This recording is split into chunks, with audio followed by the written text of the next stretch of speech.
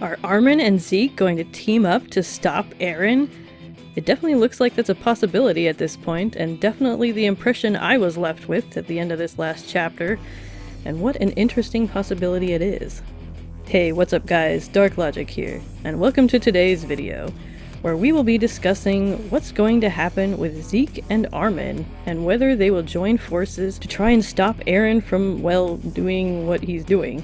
Before we go any further, of course, I gotta warn you, these videos are going to contain spoilers, so if you haven't read the latest chapters, then what are you doing with your life? I should be asking myself that, to be honest, because I just got caught up. But I do digress. Seriously, if you don't want spoilers, you might want to click on something else. If you're all caught up though, then let's get to it. Alright, so obviously we got a big problem in the Attack on Titan universe right now.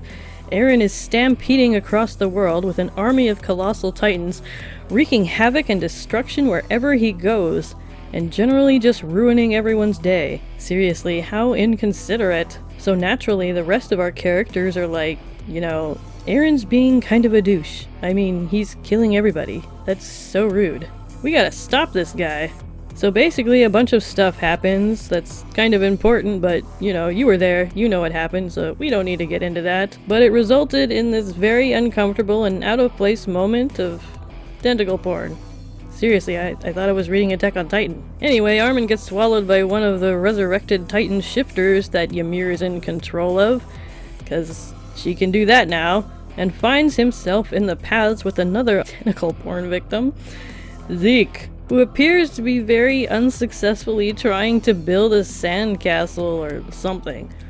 Anyway, all joking aside, this is a scenario I definitely wasn't expecting, and a very intriguing one at that. At least, I don't think I was expecting it. Sorry, it's been a while. I can't even remember my own theories anymore, because during all this time I've developed Alzheimer's and gone senile. But I am very curious to see what's going to happen here and how this conversation is going to turn out. One thing that's really fascinating about these two characters meeting is how much they have in common. Armin, who's known Eren since childhood, is his best friend and practically a brother to him, while Zeke is, well, Eren's actual brother. They both care about Eren a lot. Even though Zeke didn't spend nearly as much time with Eren as Armin did, you can tell he really does care about his younger brother, and really wanted to have that brotherly relationship with Eren. Which makes me feel really kind of bad for the guy. You can see he's genuinely really sad in this scene, sitting there having to grapple with the fact that Eren betrayed him and didn't really value their relationship as much as Zeke did at all, only using him to achieve his own goal. Man, what a jerk. And I have to say, I really have come to sympathize with Zeke, and like him a lot more as a character than I did back when he was first introduced, now that we know about his backstory and motivations for doing what he's doing. As it turns out, Zeke really wasn't the bad guy after all. He tried to find the best and most peaceful solution to solve the Titan problem, and even the characters in the manga have now kind of admitted that he was probably right. Even though euthanizing and wiping out an entire race of people is in and of itself wrong, to be sure, it would have been a lot better than what is going on now, which is, you know, the destruction of literally everything and everyone else in the entire world. So I have to hand it to Zeke. Given this very crappy situation, and considering our options, he was the one that was able to come up with the least crappy solution for it, effectively turning Paradise Island into Children of Men, which was a pretty awesome movie that nobody remembers, where everybody mysteriously stops having babies. Actually, if that movie is an accurate prediction of what might have happened to Paradise under those circumstances, it would have still been pretty crappy.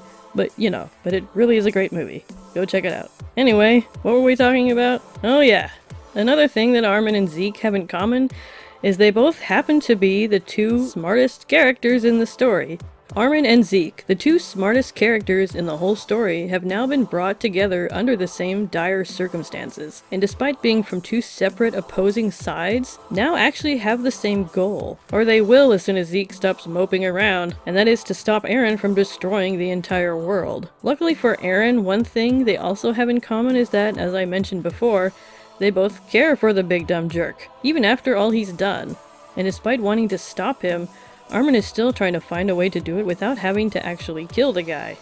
Zeke, it seems, is just plain given up and doesn't want to fight back at all, just play in the sand like a little kid in a sandbox. However, someone has to stop Eren, and Ymir getting these two proclaimed canon to be geniuses by the story's official info was probably a really bad idea. Let me tell you what I think is going to happen. I think it's pretty clear at this point the direction the story is headed in. Stopping Eren is going to be up to Armin and Zeke. Not only because they are the smartest characters in the story, but because they both are seeking redemption.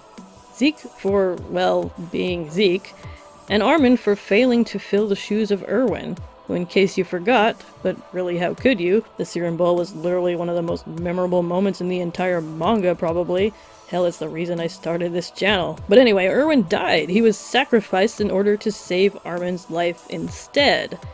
And Levi makes it clear that he has no regrets about that. He still believes that Armin was the correct choice. Which I find very impressive, because as much as I love Armin, I don't really see how you couldn't regret that decision at this point, considering how things turned out and what a letdown Armin has been. But it looks like we're finally going to see Armin do something useful again. Yeah, you better cry, you painfully familiar literary representation of self-loathing and disappointment. Anyway, these character arcs are practically screaming for redemption. So what do I think is going to happen? How are these two going to put their heads together to finally defeat Eren and stop his murderous rampage?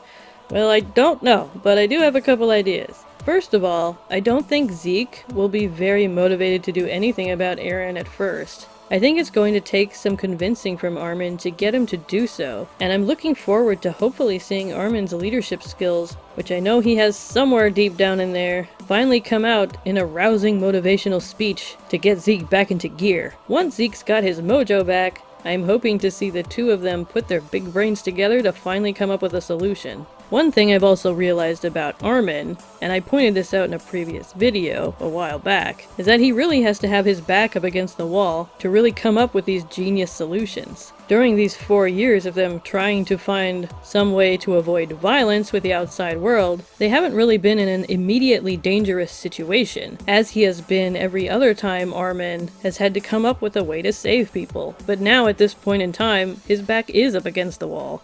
It's now or never, do or die. So this has to be Armin's moment, where he's finally going to figure out how to make a difference for the better. I guess better late than never. What exactly this solution could be is hard to say.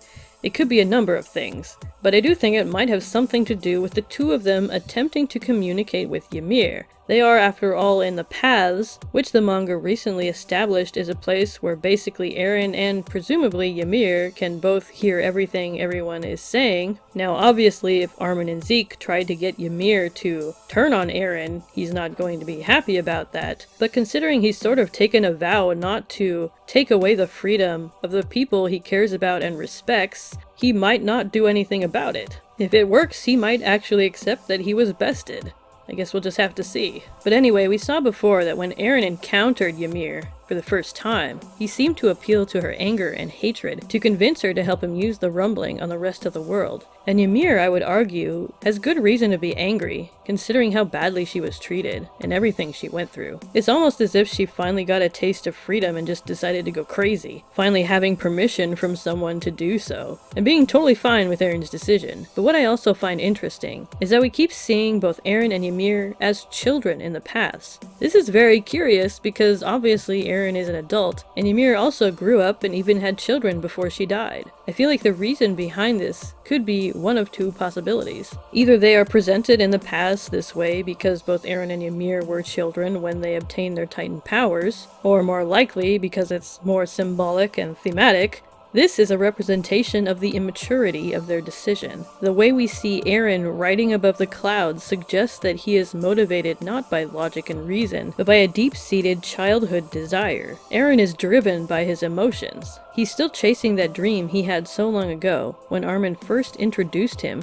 to the idea of the outside world. Additionally, his anger is also driven by a childish need to act out. He said himself that his true motivation was that he hated the outside world for not being what he expected. He wanted to see vast, open, uninhabited landscapes just for them to explore. Learning that there were people out there on the other side of the ocean was extremely disappointing to him. My point is, there may still be a way to appeal to Ymir's more mature adult persona. We really don't know much about Ymir and her personality at all, outside of the fact that she suffered a great deal and was basically a slave all her life. Her life was so bad that she eventually ended up dying because she simply lacked the will to live. And as we know, a shifter has to want to keep living in order to heal and survive a severe injury. But after being badly wounded, she pretty much just gave up, in what is perhaps the first and only time she ever disobeyed her master's orders. It's also interesting that the Titan who ate Armin was a pig, or an okapi, or okapi, however you say that. And the reason Ymir stumbled across the Titan power in the first place, if I remember right, was because she was running from a bunch of villagers who were trying to murder her to death after the king ordered them to kill her after she was accused of stealing or letting loose a pig or something like that. Anyway, since we don't know that much about her personality-wise, only that she's suffered a lot, we really don't know where her actual values lie, if she has any at all. If she is deep down a good person, there still may be a possibility that Armin and Zeke could appeal to the good in Ymir, as I get the feeling that Ymir really isn't a bad person at all. Heck, Eren isn't really a bad person either, he's just making a lot of bad decisions. But I feel like Ymir is just okay with all this, because in her life, she happened to be the victim of some really crappy circumstances, and as a result, carries with her a great deal of pain. Considering what happened to her, that would definitely be enough to make you not give a crap about anybody else, ever. But we really don't know that destroying the whole world is really what she wants. There's a chance that if Armin and Zeke can get her to see how horrible all this actually is, she may be the only person who can actually stop Eren. As of right now, as far as we know, she's the only person in the story that actually has more power than Eren right now. Yes, Eren may possess the Founding Titan, but he's really only controlling everything that is happening through her. So really, she could put a stop to it at any time if she really wanted to. She doesn't have to do what Eren wants. She's doing it because he's perhaps the first and only person who ever told her she could be free and that she had a choice. Perhaps it's her way of thanking him for finally allowing her to be free. But really, is this what she wants to do with her newfound freedom? Perhaps Armin and Zeke could make her realize that by doing as Eren wants her to do, she still isn't really free. She's still just doing what someone else wants her to do. She isn't really making any actual choices. And really, what he's getting her to do is just plain wrong. Maybe they can get her to ask herself if this is really the person she wants to be. If she really wants this to be her legacy. If she really wants to cause this much pain to the world. And maybe even convince her to eliminate the Titan curse altogether. If that's possible. Either by turning around and implementing Zeke's euthanization plan, or literally making the Titans just disappear.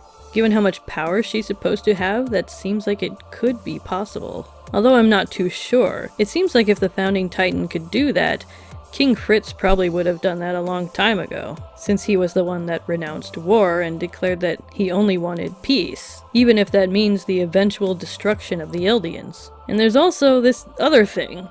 What I'm talking about is that bizarre centipede-like creature we saw that gave her these Titan powers to begin with. Gabby even makes reference to this creature in a recent chapter. What is this thing? Why does it turn people into Titans? And does it have a mind of its own? If that's the case, it might be impossible for Ymir to get rid of the Titans completely if this creature desires otherwise. Given that the Titan power seems to have a physical form is extremely interesting. To me, it also looks similar to a spinal cord, a nervous system, which is functionally parallel to the idea of the paths. It's a network, a web of communication between different parts of a whole. And the spinal cord, or the Founding Titan, as the creature seems to represent, is the hub of that communication network. But of course the spinal cord is just that, a pathway for communication. It's not where signals originate or end up. So the obvious question is if this creature and the central pillar of the paths represent the same function of a spinal cord in the human body, and the Titans and Titan shifters represent the nerve endings of these paths, so to speak, then where is the part where the signals originate from? Where is the brain? Is it Ymir herself, or is it something else? Is this creature just a mindless thing to be used by whoever possesses it, or does it have a will of its own?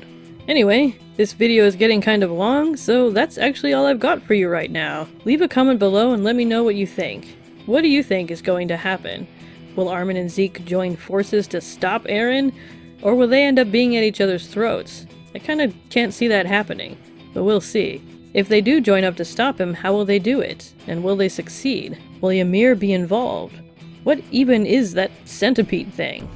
Don't forget to hit that like button if you enjoyed this video, subscribe if you haven't already, and hit that notification bell. And I'll be seeing you next time. Peace.